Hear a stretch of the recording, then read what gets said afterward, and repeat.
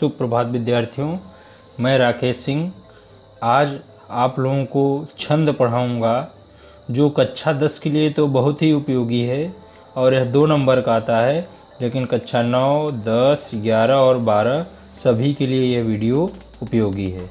तो चलिए शुरू करते हैं। छंद, सबसे पहले समझते हैं छंद है क्या। छंद काव्य के प्रवाह को लययुक्त, संगीतात्मक, लययुक्त मतलब जैसे कोई गीत गाया जाता है तो लय में हो, रुक कर या बहुत तेज ऐसे नहीं गाया जाता। संगीतात्मक, संगीत हो उसमें, और सुव्यवस्थित और नियोजित करता है। जैसे कोई कविता है, पद्य है, तो उसको एकदम सुव्यवस्थित करता है छंद के द्वारा। छंदबद्ध होकर भाव अधिक प्रभावशाली, अधिक हृदयग्राही। जब भी कोई हमारा पद्य छंदबद्ध हो जाता है तो वह अधिक हृदयग्राही अर्थात हृदय को प्रिय लगता है और प्रभावशाली हो जाता है और स्थायी हो जाता है। छंद काव्य को स्मरण योग्य बना देता है। छंद हमें काव्य को स्मरण अर्थात याद करने योग्य बना देता है। छंद के प्रत्येक चरण में वर्णों का क्रम अथवा मात्राओं की संख्या निश्चित होती है। सबसे पहले देखिए मात्रा। मात्रा भेद से वर्ण 2 प्रकार के होते हैं, अर्थात मात्रा भेद से वर्ण 2 प्रकार के होते हैं, ह्रस्व एवं दीर्घ। वर्ण के उच्चारण काल में जो समय लगता है उसे मात्रा कहा जाता है, अर्थात जो भी वर्ण हम उच्चारण करते हैं उसमें जो समय लगता है उसे मात्रा कहते हैं।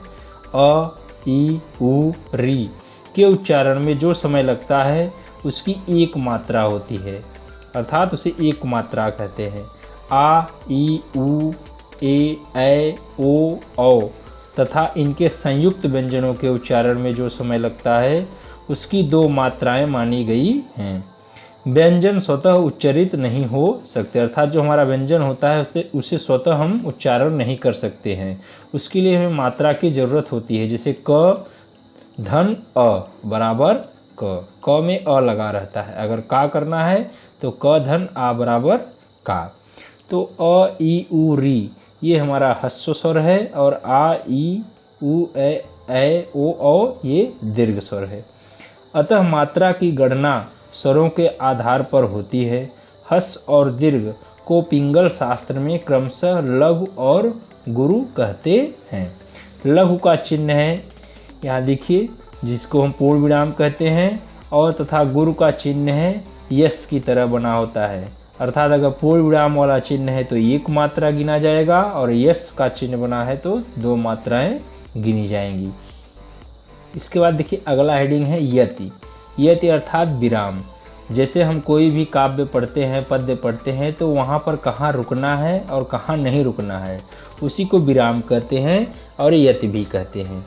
छंद की एक लय होती है, अर्थात जब भी कोई छंद या छंद गाया जाता है पद्य के रूप में तो छंद की एक लय होती है, उसे गति या प्रवाह भी कहते हैं।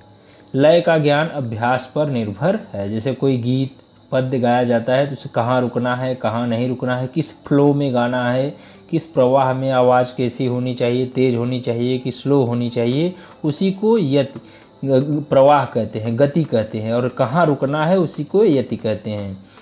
छंदों में विराम के नियम का पालन भी किया जाता है।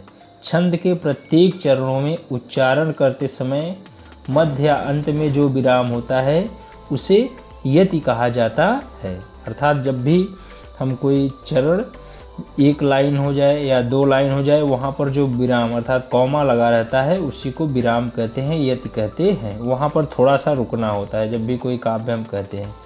इसके बाद देखिए अगला है पाद या चरण। छंद में प्रायः 4 पंक्तियाँ होती हैं।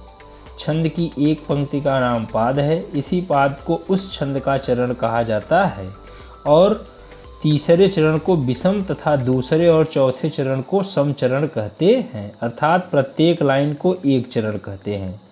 पहले और तीसरे चरण को विषम तथा दूसरे और चौथे चरण को सम चरण कहते हैं, अर्थात पहले और तीसरे चरण में मात्राएं विषम होंगी और दूसरे और चौथे चरण को सम चरण कहते हैं, उसमें मात्राएं सम होंगी।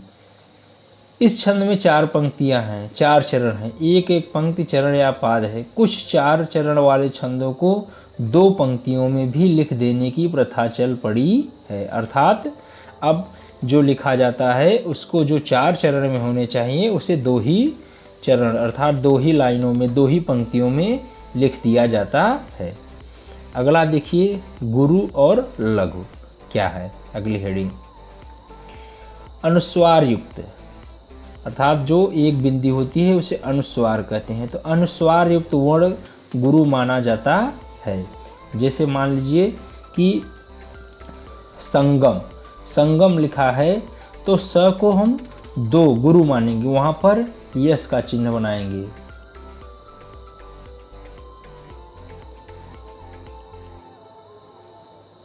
ऐसे देखिए यस, यस का चिन्ह बनाएंगे, वहां पर गुरु होगा। जैसे संगम,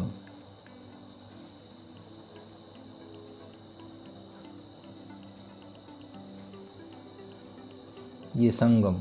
तो यहाँ पर ये स, यहाँ पर 2 मात्रा, ग में ग धन अ बराबर 1, 1 मात्रा, और यहाँ पर म है तो 1 मात्रा। तो इस प्रकार 2 और 2 4 मात्राएं हुई। देखिए अनुस्वार युक्त वर्ण गुरु माना जाता है। उदाहरण के लिए संत और हंस शब्द के स और ह वर्ण गुरु हैं। उसके बाद देखिए दूसरा नियम है विसर्ग। ये नियम मैं बता रहा हूँ कि कैसे मात्राओं की गिनती होगी। विसर्ग, विसर्ग से युक्त वर्ण गुरु माना जाता है। उदाहरण के लिए अतः शब्द में त गुरु वर्ण है अर्थात अ 1 हो गया और त 2, तो 3 मात्राएं, अतः में 3 मात्राएं लगी हुई हैं। संयुक्ताक्षर से पूर्व का लघु वर्ण गुरु माना जाता है। जैसे गंध शब्द में ध और आधा न है तो संयुक्ताक्षर है ये, अतः ग लघु होते हुए भी गुरु 2 मात्रा माना जाता है। परंतु जब संयुक्ताक्षर से पूर्ण वर्ण पर अधिक बल नहीं रहता तब वह लघु ही माना जाता है। जैसे तुम्हारे अर्थात जब आधा अक्षर हो और उसके आगे पूरा अक्षर हो तो वहाँ पर 2 मात्राएं गिनी जाती हैं। लेकिन अगर आधे अक्षर पर जब ज़्यादा जोर नहीं होता है तब उसे लघु 1 ही मात्रा मानी जाती है। चंद्र बिंदु से युक्त लघु वर्ण लघु ही रहता है। जैसे देखिए हंसना, हंसना है यहाँ पर। अभी देखिए मैंने संगम लिखा था तो उसको अनुस्वार लिखा तो वो 2 माना गया, लेकिन यहाँ क्या है हंसना। हंसना देखिए ये कितनी मात्राएं मानी जाएगी अर्थात जिस अक्षर पे चंद्रबिंदी है वो लघु ही माना जाएगा। ह का 1 हो गया, स का 1 हो गया और न में आ का मात्रा लगा है 2 मात्रा होगी, इसलिए यहाँ पर 2 बराबर 4। तो हंसना में कितनी मात्राएं हो गई 4 मात्राएं हो गई। तो समझ गए आप कि अनुस्वार युक्त अगर अक्षर है तो वहाँ पर 2 मात्राएं, उसे गुरु माना जाएगा। विसर्ग युक्त अक्षर है तो उसे गुरु माना जाएगा। लेकिन अगर चंद्र बिंदु लगा है तो 1 मात्रा माना। कभी कभी दीर्घ वर्ण पर आदेशानुसार हस्व पढ़ा जाता है। जैसे करत जो वर्ण सुर नर मुनि भावन में जो दीर्घ ही पढ़ा जाएगा। इसी प्रकार अवधेश के द्वारा सकारे गये में के दीर्घ होते हुए भी लघु ही पढ़ा जाएगा। तात्पर्य यह है कि किसी ध्वनि का लघु अथवा गुरु होना उसके उच्चारण में लिए गए समय पर निर्भर है।